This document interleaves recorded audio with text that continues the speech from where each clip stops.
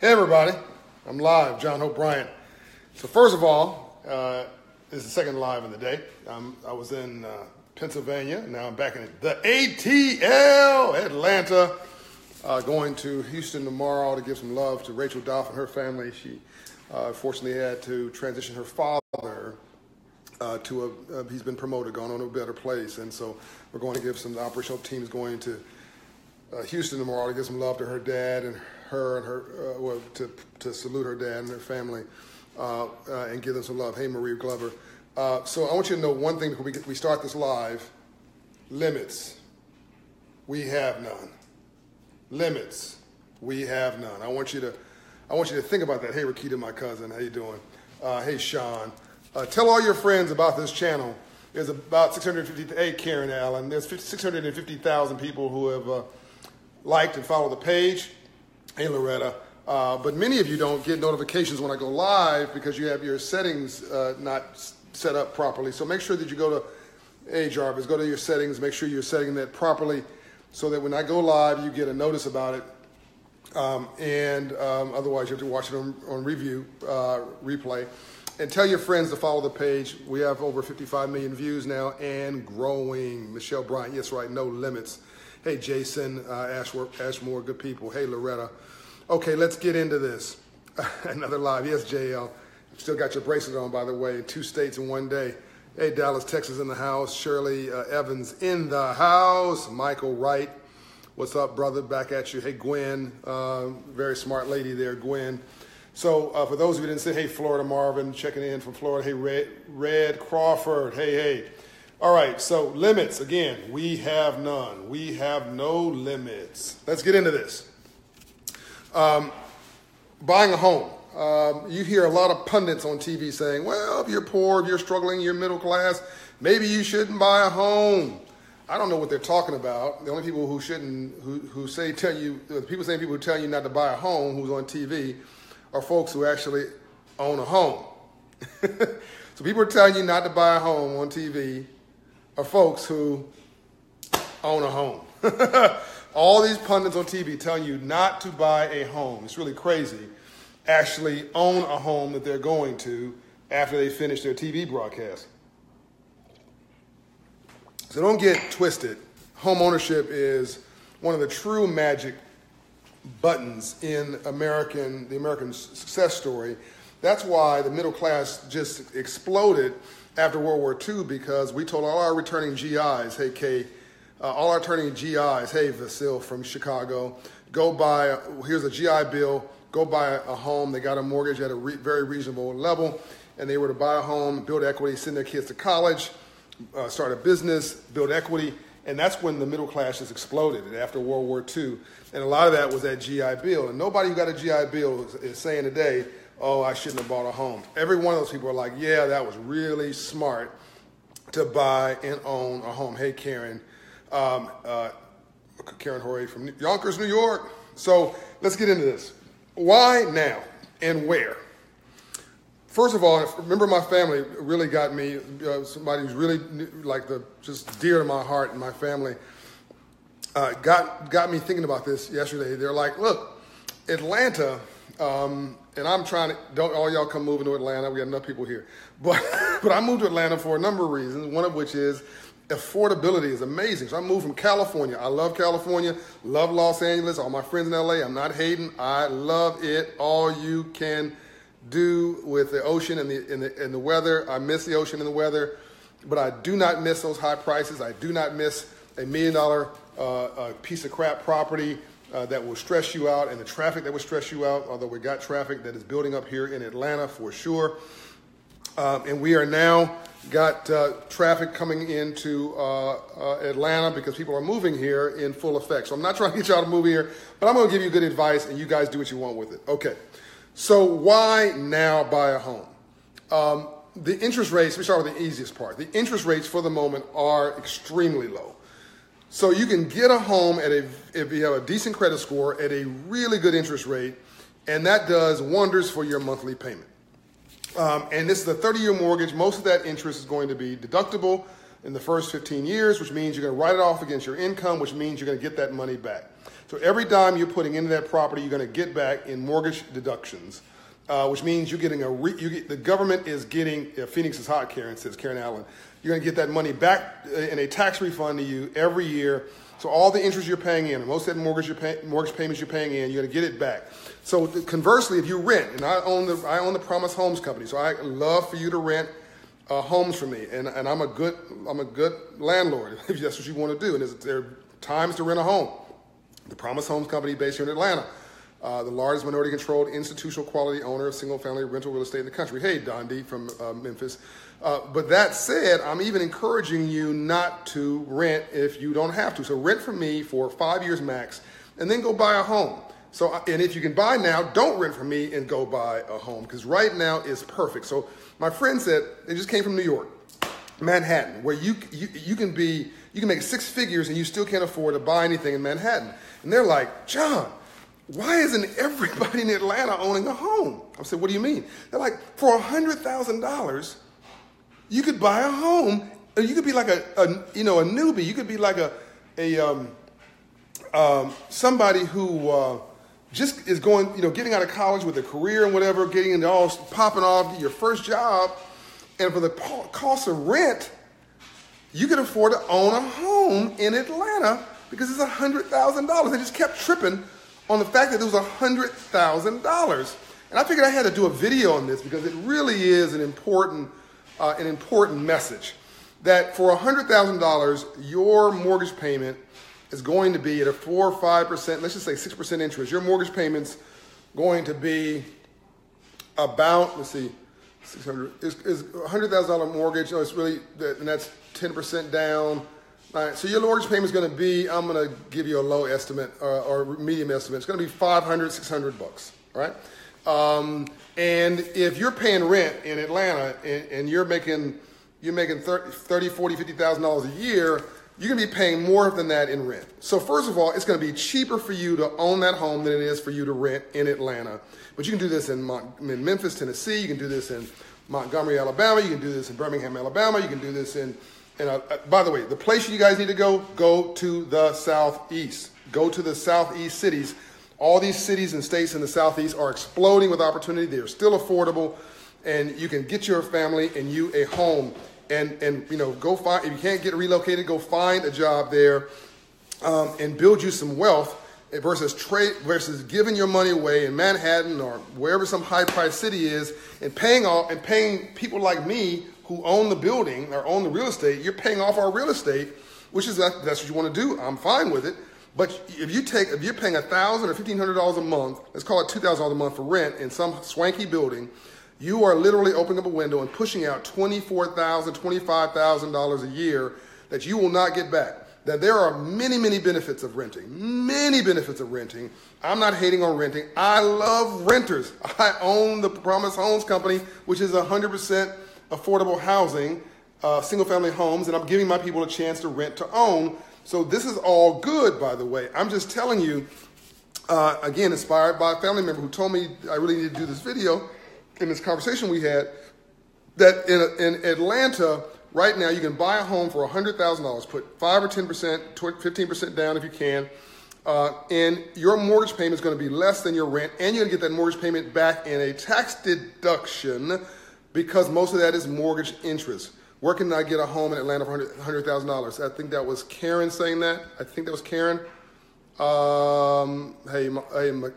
Mikhail Marshall. Hey, God bless you. Hey, Joy. Hey, Karen. I think it was, let me see. Somebody said, where can I buy a home for $100,000? Hey, Rory. I buy homes for $100,000 all day and all night in Atlanta. You can buy a home for $15,000 in Atlanta, $20,000. That's a piece of crap, and you can rehab it and rent it, or rehab it and sell it. So you can buy a piece of crap in Atlanta and rehab it yourself, or get a contractor to rehab it and get into it for less than $100,000. Certainly $100,000, $125,000, no doubt you can buy a home in the ATL. And then it contribute to our crazy traffic. Detroit, Connie says, yeah, Detroit, you can get a home for $1,000. They'll give you a home. Literally, the mayor, who I know, Dugans, tell him I sent you. You can buy a home in Detroit for $1,000, and they'll give you a side lot. And you'll do some work on it, some rehab on it, You can certainly buy a home in Detroit for $50,000, $60,000, $70,000, $100,000. Okay, so if you're just getting into your career, you can afford to own a home and build wealth and build equity right at the beginning of your career for less than it costs you to rent. And you get to write the mortgage payment off because most of that's mortgage interest where you don't get any benefit for the rental payment. And you're building equity. And if you own 3 homes, ultimately, which is my ultimate plan for each one of you, you're creating a hedge fund against poverty because you're owning, hey, Stacey Williams, you're owning a piece of the American pie. They aren't growing any more land. I don't tell anybody who talks to you about you shouldn't buy a home, that's ridiculous. They are not growing any more land. So once you own that property, once you pay that mortgage off, which you will over time, and by the way, it's a 30-year mortgage, but if you pay the same payment twice a month versus once a month, you'll pay it off in almost half the time. Karen says she loves the equity. Exactly. So I just sold a property in Los Angeles. Much love to Daniel Lowe, the African-American broker who sold the property for me. I sold a property that I bought to put my father in when he was ailing. I did not expect to make any money on this property. I was just literally taking care of my dad. And I owed $670,000 on that property actually years ago, 3-unit apartment building. It wasn't making a dime. It was literally what was going out, was coming in, was going out. In fact, I was losing a little money because I had to pay property taxes and other things. But I was able to hold on to the property. I didn't want to just have a negative income situation by putting my dad in something and then paying every month. So I took a home, knocked down 3 walls, did a rehab around the 3 walls, and created a 3-unit apartment building. Should have been 4 units. My dad got the zoning wrong. God rest his soul. And but I put him in 1 unit, and I rented the other 2 units, and had enough money coming in from Section 8 rents to cover the mortgage and most of the ongoing expenses. Now, when the mortgage prices hit in 2009, everybody was like, sell, sell, sell, right? I don't sell real estate. I hold it, right? And my dad had to live somewhere anywhere, so don't panic when things get bad. But at that moment, my expenses were over my assets were less than my debt. So my debt was more, the 3-unit building was worth less than what I owed. I'm sure you guys get that. Okay. I just held on to it, kept making the payments, and again, it was basically covering itself, and I didn't listen to the hype of people saying I should sell it. I just sold it and paid off the debt. And hey, everybody, that's Mumford. So now you met my house manager. That's right, you got busted. Come on, you got busted, Mumford. Come on in here. Come on in here. Now you gotta say hello to everybody. This is LaTanya Mumford, who's my house manager. She runs everything here for my family and me, and her and Sir James Buchanan. Okay, she's a great. She does manicures. She does all kind of spa stuff. Okay, and she's more handy than dudes. I mean, she can build anything, and my family would attest to that. She can build anything. Okay, so we work all day and all night around here. So I sold the property and basically I cleared the debt and made 6 figures. Okay, so that's just passive income. You got to make money when you're asleep. Like I didn't do anything there, and I just assumed I just want to get out of the debt. So I was cool with just getting rid of the debt and being cool with it. Like just get rid of the $600,000 loan. I want it off my balance sheet. I don't want the stress anymore, and I don't want to pay the property taxes every year, and I don't want to have the maintenance calls on this property. I'm not making any money on it. Trent says, "Hey, Mumford." Trent Branch said, "Hey, Mumford." If you know, he said, "Hi." What am I, messenger service? Yes, Jamie, she has your AirPods, Jamie Nelson. Jamie Nelson's on. And so I end up paying off the debt, and then lo and behold, real estate's going crazy in California, in LA, and I benefited from that upswing. And now the property that was underwater in 2009 just paid off my debt and netted me 6 figures in a check in my pocket, which I'm going to then use to buy some more real estate that actually is profitable. Now, and I've got another property that I own there, but I'll tell you that story another time. But a similar story, right? Where I didn't do anything. I just let it sit there and compound interest, and it's now worth much more than I thought it would be worth. You got to make money when you're asleep. You got to figure out how to make money when you're asleep, and either you need a business, or you need stocks and bonds, or you need real estate, either home equity real estate, your home equity in your own real estate or income producing real estate, you got to have, if you want to build wealth, you got to find a way to make money when you're asleep. So I was making money when I slept with this piece of real estate I just told you about in LA that my father, that did this is a good thing for my father, but I did it in an intelligent way and still was able to profit off of the building. Conversely, my dad and my mother owned an 8-unit apartment building when I was 5 years old, and we lost it, and you could pay, we bought it for $18,000. It was on Martin Luther King Boulevard, then called Santa Barbara Boulevard in South Central LA. Many of you in LA know what I'm talking about. And we owned this 8-unit apartment building, bought it for 18 grand, could make the mortgage payment with rent from 2 units. Anyway, we lost it because we were stupid. And that building is now worth $5 million plus. That's your nest egg against poverty. That would be money to send children to college, to start a business for every member of the family, to give everybody a down payment to buy their own home. You see what I'm saying? You got to find a way to build wealth. Karen says, nice kitchen. Thank you very much, Karen. That's my family doing that, people I love, and Mumford and Sir James, and a little bit of me. I just don't make a mess. I just like warm, loving, positive environments around me. Okay, so that's my personal experience that's recent. That's like in the last 2 or 3 weeks. And I make sure I paid my capital gains tax, my property, the taxes I own on that property. I paid it when the deal closed. Don't pay the taxes later, you won't, and you end up upside down.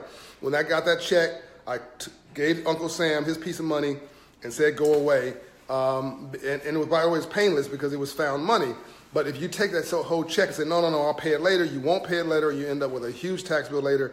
And one thing you don't play with is the federal government. The IRS don't play. They didn't get Al Capone because of crime, murder, mayhem, drugs, rape, pillage, all of which he was probably guilty of. They got Al Capone for tax evasion. Okay, so $100,000 home in Atlanta is possible. Mumford, if you don't own a home, you need to go buy one.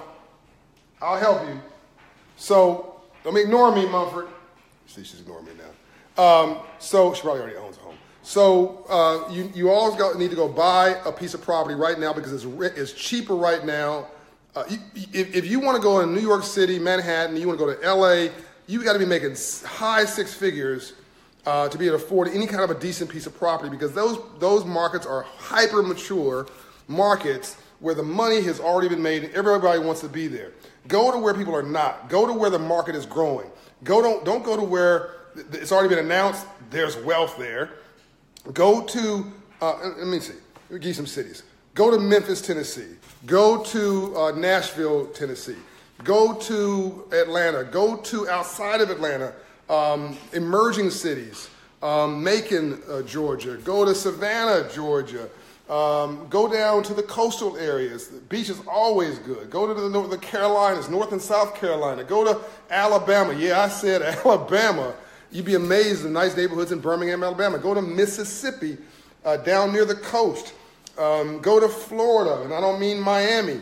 Go to where people are not expecting you, but go where there are jobs and there's a downtown and a vibrancy, and go buy yourself the worst house on the best block and rehab it and rent it, or rehab it and sell it, or rehab it and keep it, and get that mortgage deduction, build that equity, and own the piece of American pie, and don't, that's right, think outside the back box, Misty, that's right, and don't give up the property just because the market has turned against you. The market will always come back. Every time the real estate market has come back, and Mobile, Alabama is also a good place. Who just said that?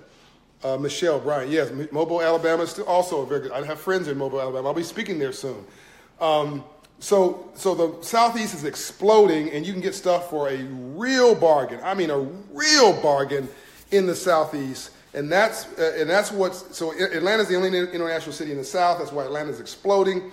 But the traffic here is getting crazy, and I'm even suggesting that people start looking at what's the next Atlanta, because Atlanta's LA 30 years ago.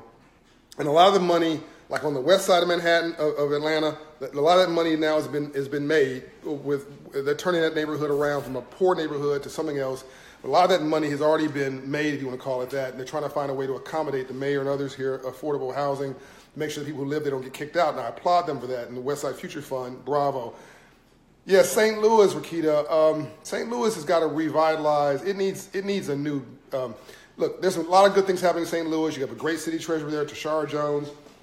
You have a city that is as old as America itself. There are parts of St. Louis that are absolutely kicking. East St. Louis, where our family's from, is toe up still and needs a vision. It needs jobs. It needs young people like you to reinvest. So if young people like you decide to open up nice shops, nice little coffee shops, like little grocery stores, little bodegas, where people can find essential services, you make sure that you guys show up to the school board meetings, make sure the schools work. You can get other middle class people to move into St. Louis and East St. Louis, and you can buy East St. Louis for a song, right? You can buy a block in East St. Louis for $50,000 less than my check. And now you've got something that will go up in value. But as long as the area is depressed and there's no young people moving there, there's no jobs happening there, there's no vision there, then it's just going to stay stagnant. So that's why I'm encouraging you.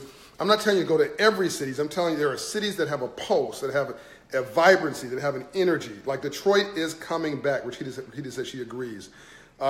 East St. Louis, Illinois, Derek, that's what I was talking about. Detroit's coming back. The question is, who's it coming back for? Austin, Texas is exploding. That's Marcus Bryant, exploding. Uncle Buddy had the right idea years ago. That's right, Rakita. Okay, so anyway, I hope you guys enjoyed this. I wanted to just give you a sense. Nashville is getting expensive. Yeah, I'm buying in Nashville, and the per monthly rent I'm paying in Nashville is actually higher than in other areas. So Nashville is starting to go up in value. No, it's not as affordable as it used to be. So if everybody's going left, I want you to figure out going right. I want you to take the road less traveled. If the newspaper is announcing that I don't know, LA is the most expensive city in America, whatever, don't go buy there. That's the worst place to go buy. You are paying off other investors who already made their money. People like me and other people. I want you to go where there's untapped value. I want you to go and untap that value for yourself, which means going to places that have hidden value and that are still emerging, and don't get all distracted by the bling, right? Don't go buying downtown of some city and renting in some highfalutin building you can't afford because you're flossing, trying to impress people you don't know with things you don't own about stuff that don't matter. Okay, trying to impress people you don't know with stuff you don't own about things that don't matter in a city you don't own and a block you have no stake in. So make sure you go in, and if your outflow exceeds your inflow, then your overhead will be your downfall. So make sure you are living within your means, and if you can, as a young person coming out of college, young person starting your career, a young family getting out on the right foot, somebody changing the career, somebody who's resetting their life, a senior citizen that is looking for the next stage of their life, go and buy a $100,000 home somewhere. And somebody just said, don't be a slumlord. That's right. Who just said that? Don't be a slumlord. Joyce said that. Yes, exactly, Joyce. And I'm really passionate about making sure that I'm a decent landlord for folks. I mean, you can't carry somebody to the promised land, but you can be decent to them. You can be respectful and can make sure they have decent housing and that the home is, well cared for. What about buying a condo? I own condos. That's great. Now you're sharing the walls with somebody else. It's not as good as it's not as valuable as a single family. It's not going to appreciate as much as a single family residential home. But a condo is better than no. A condo is better than no ownership. So buy something somewhere. Baltimore has a lot of potential. Baltimore's got problems too. Crime, we got to get the crime down. Part of that is by getting the ownership up, getting stakeholders. Look, this is all about job. What did my friend Van Jones say? The best way to stop a bullet is a job, okay? So the more jobs you have and the more owners you have, the more stakeholders you have, the more taxpayers you have in a neighborhood, the more crime goes down and hope goes up. So Baltimore is a transitioning city. Would I buy in Baltimore? Probably. It would be I'd pick the neighborhoods really well. I've got family in Baltimore, but I would buy in Baltimore. Okay, I hope you guys enjoyed this. I've got to go on to the next big chunk of time in my life because I got a lot to do before I go to bed and get on the plane tomorrow morning. I hope you guys enjoyed this.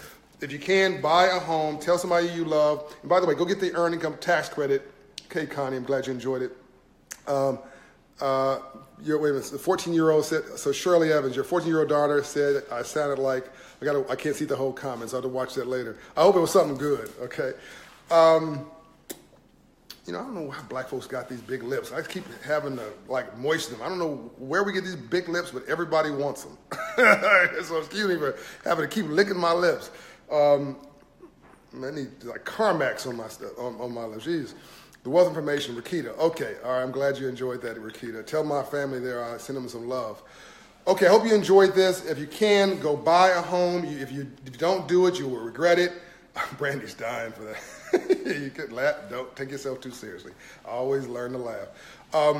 If you don't buy a home now, don't be kicking yourself, 5 years from now when the prices are through the roof in these cities and the interest rates have gone up so you can't afford it, then you're forced to do nothing but rent, and then you're just on this treadmill and you're distressed and you're kicking, and you invest all your money in Bitcoin because you thought it was get-rich-quick scheme. There is no get-rich-quick scheme, right?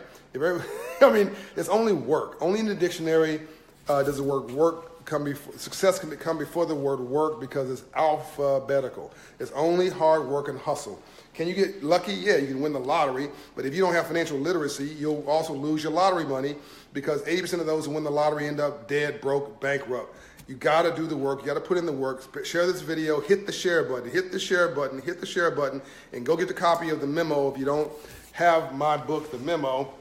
The memo is about everything the world ever taught you about how I was looking for a copy of the book, but I've given it all away to everybody, so I don't even have a copy here at my, handy to me. The memo is everything the world never taught you about how success, money, and power really works in the world. I literally don't have a copy of the book here. But go get a copy of the memo and change your life right now. I'm out. Love.